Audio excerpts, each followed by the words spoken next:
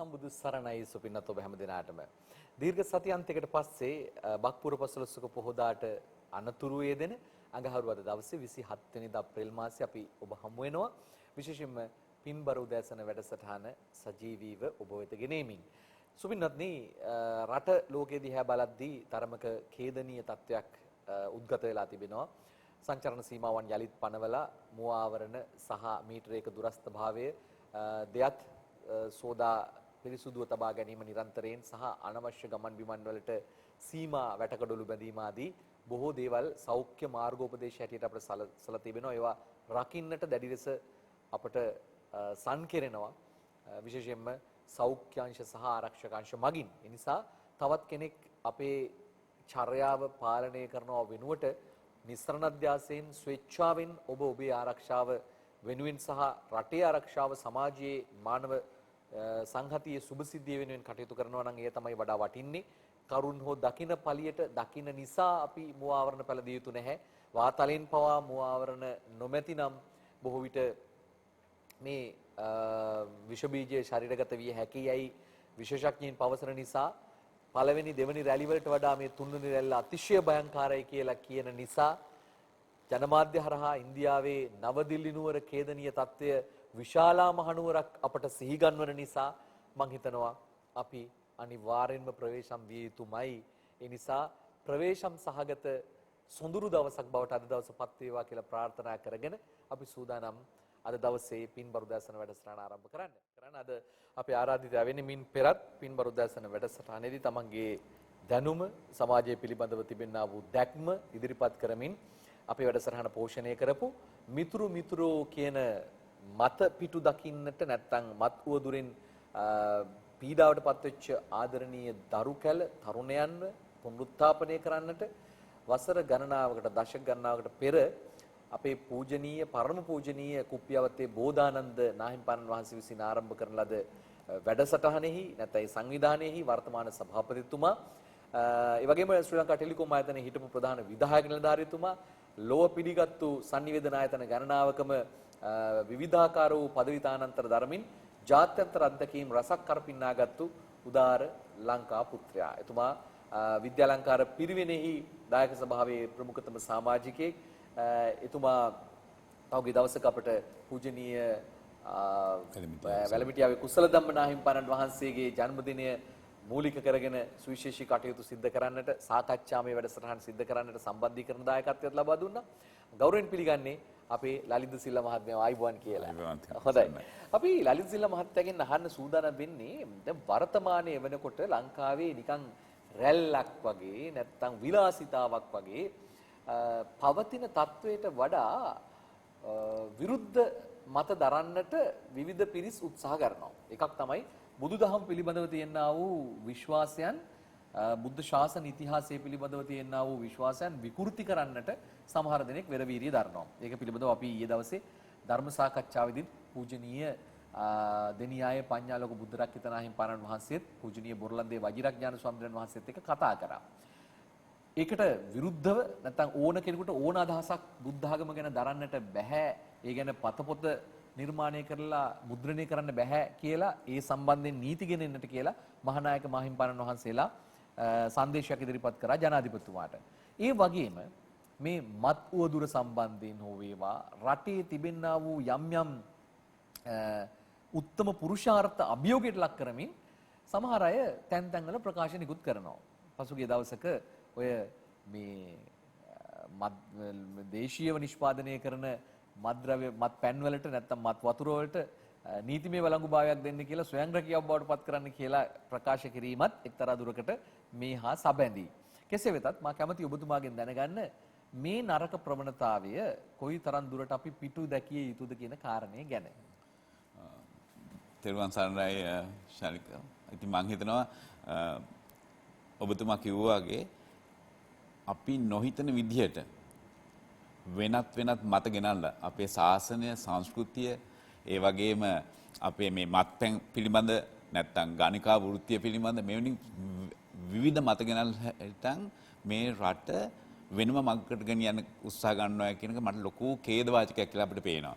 මම හිතන්නේ අද මම මේ මෙතන සාකච්ඡා කරන්න බලාපොරොත්තු වෙන්නේ මෑතකදී අපේ පාර්ලිමේන්තුවේ මන්ත්‍රීවරයෙක් පාර්ලිමේන්තුවේ ඇතුළේ මේ සුරා බඳ මේ පනත ගැන සාකච්ඡා කරන වෙලාවෙත් ඊට පස්සේ දවස් 3කට පස්සෙත් මාධ්‍ය විසින් ප්‍රකාශ කරලා තියෙනවා මේ නයිට් ඉකොනොමි කියලා හිතන්.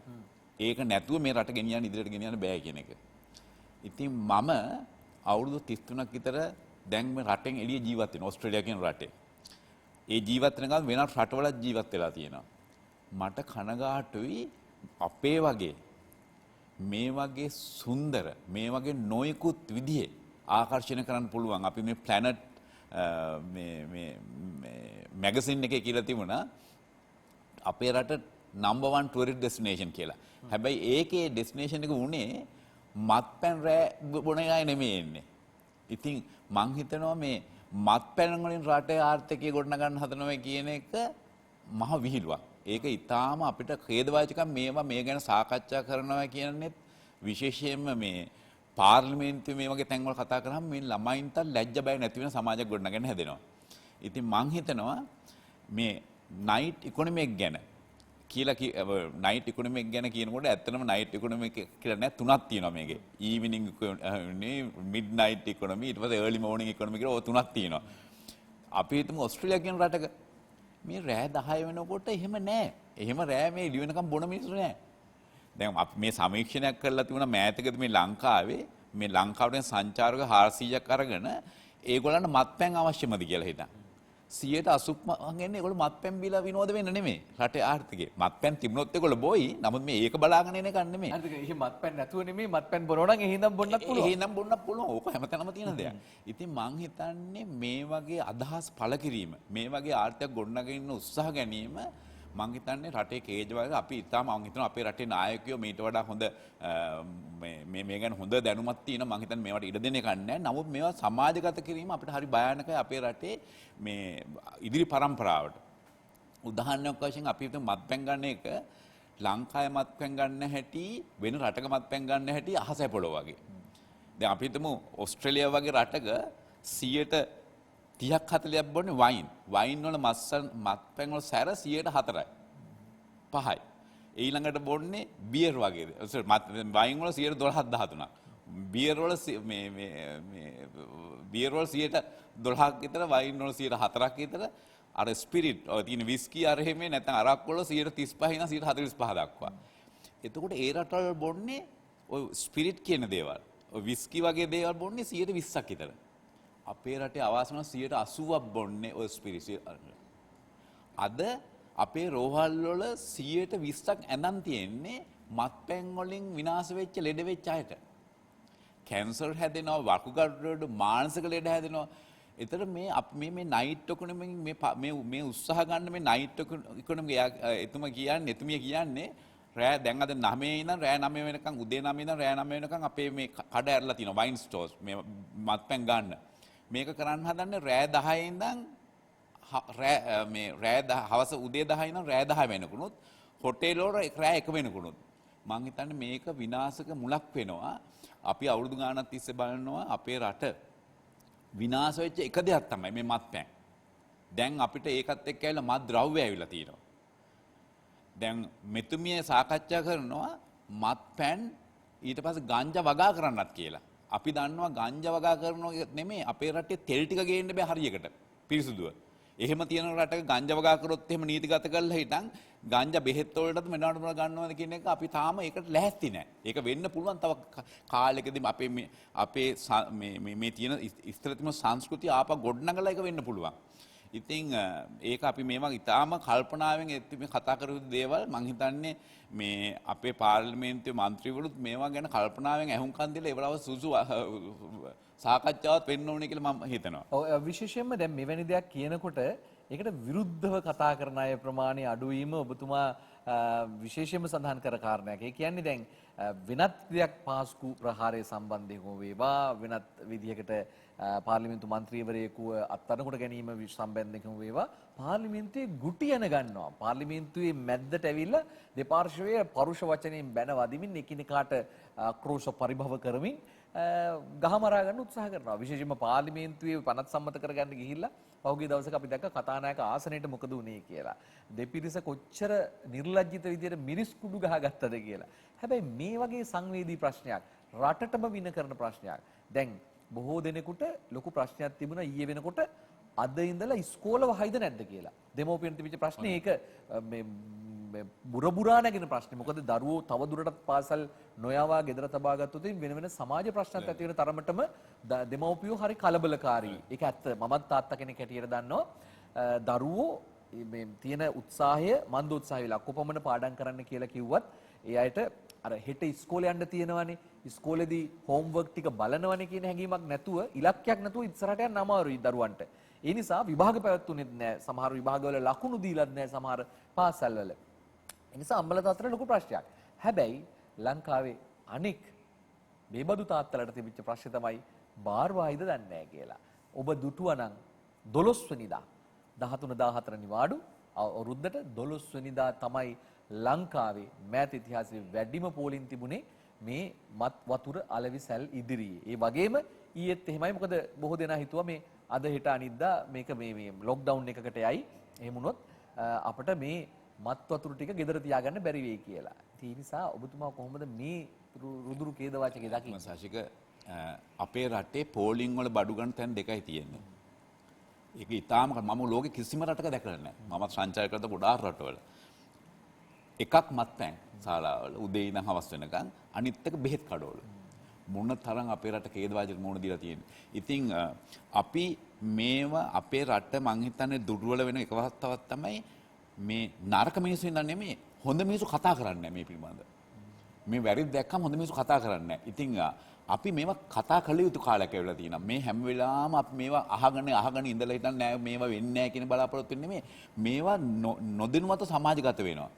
අපි උදාහරණයක් ගන්න මේ නයිට් ඉකොනොමි ගැන කතා කරමුකෝ.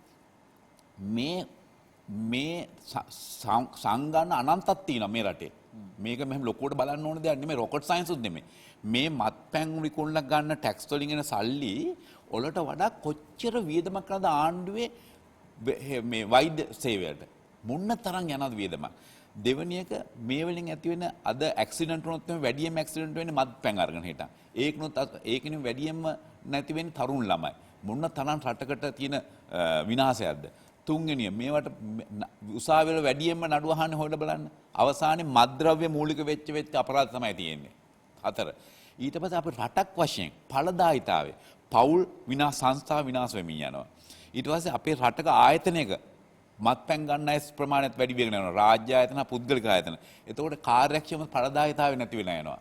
එතකොට රටකොත් විනාශ වෙනවා. මේ වෙලෙන් වෙන්නේ මේවා මේ මහා ඊටාම ගැඹුරෙන් බලන්න ඕන කාලයක්. මේ අපේ රට මේ ආර්ථික පැත්තෙන් විතරක් බලන්න ඕනේ නැහැ. ඒකත් වැරදි. ආර්ථික පැත්තෙන් බලනොත් වැරදි. දෙවෙනුව අපි බලන්න ඕනේ මේක අඩු කිරීම ක්‍රමවල. දැන් තිබුණානේ මතරතිද කියලා සංවිධානයක් තියෙනවා. අමාත්‍ය සංවිධානයක් තිබුණා. දැන් මේව ඇත්තටම මන් දන්නේ සක්‍රිය නැද්ද කියලා හිතන්. මේගොල්ලෝ මේ අයලා කතා කරන්න ඕනේ. මම තාම දැක්කේ නැහැ. මම එක ස්වාමීන් වහන්සේ කෙනෙක් විතර කතා කරනවා දැක්කේ.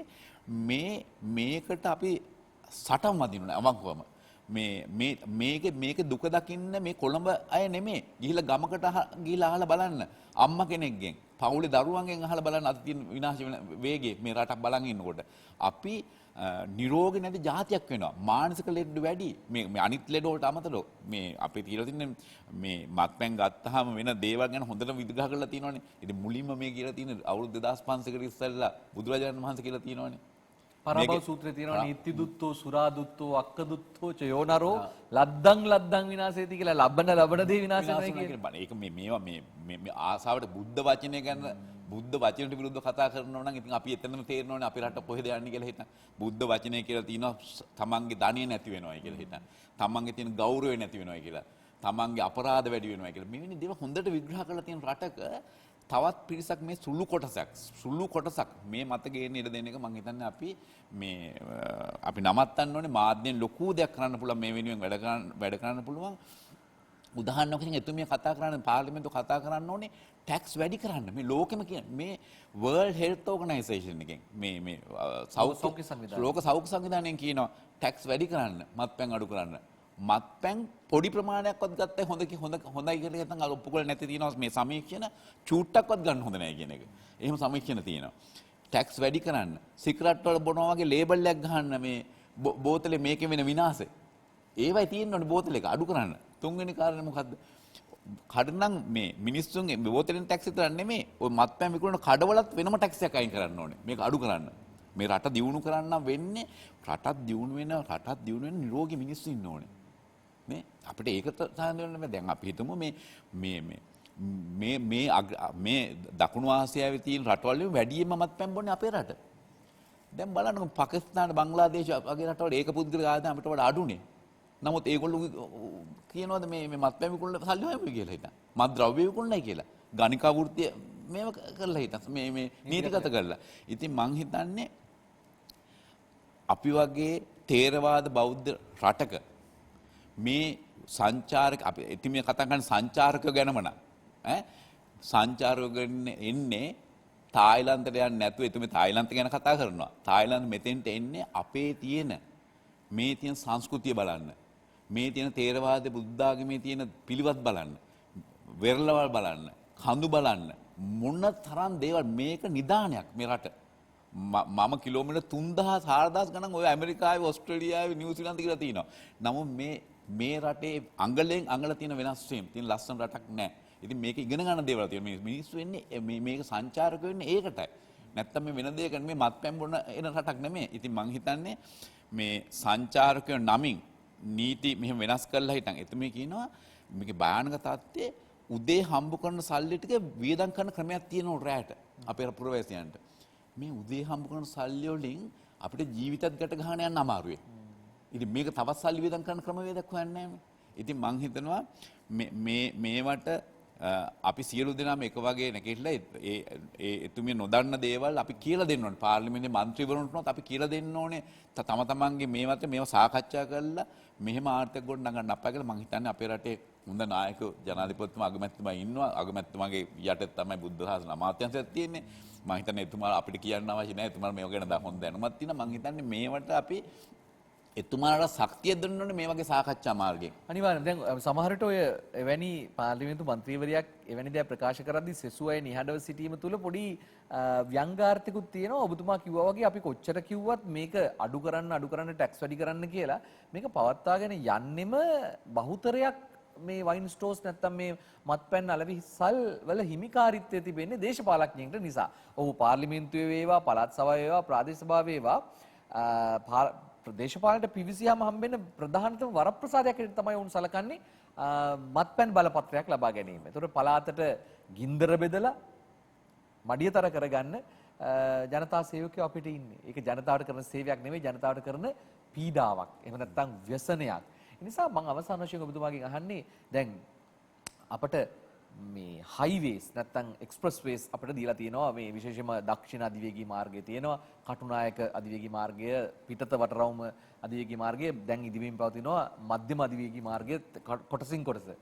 හැබැයි තවමත් අපේ රටේ මේ අධික වේගෙන් ගිහිල්ලා හැප්පෙන ප්‍රමාණය ඒව වැඩි සහ මග නවත්තලා මුත්‍රා කිරීමේ ඉඳලා එපා කියලා තියෙන දේවල් කරන ප්‍රමාණය වැඩි මිනිස්සුන්ගේ. එතකොට මේ ඒ විතරක් නෙවෙයි ජංගම දුරකථන ලංකාවේ මිලියන 22ක් ඉන්නවා ජනගහනය මිලියන 25ක් තියෙනවා ජංගම දුරකථන ලංකාවේ. එතකොට මේකෙන් කරන්නේ මේ දුරකථන ඇමතුම ලබා ගැනීමට එහා ගිය හැමදේම කරනවා මේකෙන්. ඒ නිසා මේ අපිට හොඳ ජීවන මට්ටමක් සහ උසස් යයි සම්මත දේවල් ලබා දුන්නට ඒ සම්බන්ධ විනය ලැබිලා නැහැ කියලා මට හිතෙන්නේ. වෙන රටවල් එක්ක සංසන්දනය කරද්දී ඒක එහෙම නේද දැන් වෙන රටවල මිනිස්සු මේක පාවිච්චි කරන්න දන්නවා. අපි පාවිච්චි කරන්න දන්නේ අපිට මේ මෙවලම ඇවිල්ලා තියෙනවා. මම හිතනවා ඒකත් මේකට බලපානවා කියලා. හරියටම හරි. ඒක හොඳම ගැටලුවක්. හොඳම දෙයක්. දැන් උදාහරණයක් වශයෙන් හයිවේ අපි ඕස්ට්‍රේලියාව වගේ රටක ලයිසන් එක ගන්නකොට හයිවේ එකේ ඩ්‍රයිවිං කරලා තියෙනුනේ පැය 10ක්.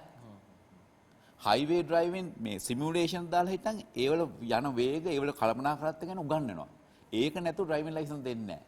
එතකොට බලන්න ඩ්‍රයිවිං ලයිසන් එක ගත්තාම මුලින්ම දෙනවා රතු L එක ඉවරලා P කියලා බෝඩ් එකකින්. ඒතර P එකෙන් දන්නවා මෙයා අවුරුදු මේ දැන් ගත්ත අලුතෙන් ඩ්‍රයිවිං ලයිසන් ගත්ත කෙනෙක් කියලා. එතකොට එයාට නීති ගොඩක් හදයි. ඔය ප්‍රජාතන්ත්‍රවාදී කමක් නැහැ ඒ රටවල. එයා අවුරුදු 2ක් රතු පියලුන් එලවන්න ඕනේ. ඊට පස්සේ කොළ පියකින් තව අවුරුදු 2ක් ඉන්න ඕනේ. ඊට පස්සේ තමයි ඔය පී බෝඩ් නැතුව යන්න පුළුවන්. එතකොට එයා සංවර කළා ඒ සමාජගත වෙන්නේ. දැන් අපි ඔබතුමා හරියට කිව්වා ටෙලිෆෝන් ප්‍රමාණය රටේ ජනගහනට වැඩි කියලා. මගේ කවමදාක්වත් ඔය මේ දියුණුව රටවල ටෙලිෆෝන් දෙකක් පාවිච්චි කරන කෙනෙක් මම දැකලා නැහැ. අපේ රටේ මම මෑතකදී දැක්ක ටෙලිෆෝන් 3ක් තියෙනවා. එක්කෙනෙක් අතේ. ඉතින් මං හිතන්නේ පළවෙනි ටෙලිෆෝන් එක පාවිච්චි මොබයිල් ෆෝන් එක පාවිච්චි කරන සංස්කෘතිය පාසලේ නම් මේ රටවල උගන්වනවා. මේකෙන් මොනවද කළ හැක්කේ කොළ නොකළ හැක්කේ කියලා හිතා. ඉතින් අපේ රටේ එහෙම සංස්කෘතියක් නැහැ. ඒක පාසලෙම උගන්වන කළ යුතු දේවල් නොකළ යුතු දේවල් අපිටම අපේ රෙගියුලේටර් එහෙම නැත්නම් ටෙලිකොම් රෙගියුලේටර් තියෙන මේ එතුමාලට කළමනාකරණය කරන්න අවශ්‍ය දේවල් දරුවෝ අවුරුදු 18ක් තියෙන ළමයෙකුට මොනවද පාවිච්චි කරන්න පුළුවන් දේවල් නැත් දේවල් ඒ ෆෝන් එකට කන්ට්‍රෝල් කරන්න පුළුවන්. ඉතින් ඒවත් මම හිතන්නේ නීතිගත කරන්න වෙනවා. බොහොම කනගාටුයි කියන්නේ මේ 100ට ලෝකේ තියෙන නරක දේවල් බලන රටවල් වලින් අපේ රට තමයි පළවෙනියක් දැන් අවුරුදු 2කට 3කට ඉස්සෙල්ලා වුණා. දැන් මේ අවුරුද්ද කොහෙද දෙවෙනියා කියන Google එකේ. ඉතින් මේවත් අපි විනාශ වෙන්න මගට යන්නේ. ඉතින් මම හිතන්නේ ඒකට අපේ ආණ්ඩුවට විතරක් මේ සියලු දේවල් කරන්න බෑ. අපේ දෙමව්පියෝ, අපේ ශාසනීය ස්වාමින් වහන්සේලා ඉඳන්ම මේක වෙනස් කළ යුතු දේවල් මම හිතන්නේ අපි උත්සාහ ගන්න ඕනේ. අනිවාර්යෙන්. මෙසේනම් අපි පණිවිඩය සමාජයේ හමුවේ තබමින් අද දවසේ රටේ වෙන්නට යන ඛේද වාචකයක් පිළිබඳව කරුණු අනාවරණය කරන්නට අපි ආරාධනාව පිළිඅරගෙන මෙහි සැපමිනි මිතුරු සංවිධානයේහි සභාපතිතුමන් ශ්‍රී ලංකා ටෙලිකොම් ආයතනයේ හිටපු ප්‍රධාන විධායක නිලධාරීතුමන් ලලිත සිල්වා මහත්මයාට ආයුබෝවන් කියලා සමුදෙන ගමන් ඔබතුමාගේ කටයුතු සාර්ථක වේවා කියලා ප්‍රාර්ථනා කරමින් අද ඔබෙන් සමුගන්නවා. හැමදිනාටම සම්මා සම්බුදු සරණයි.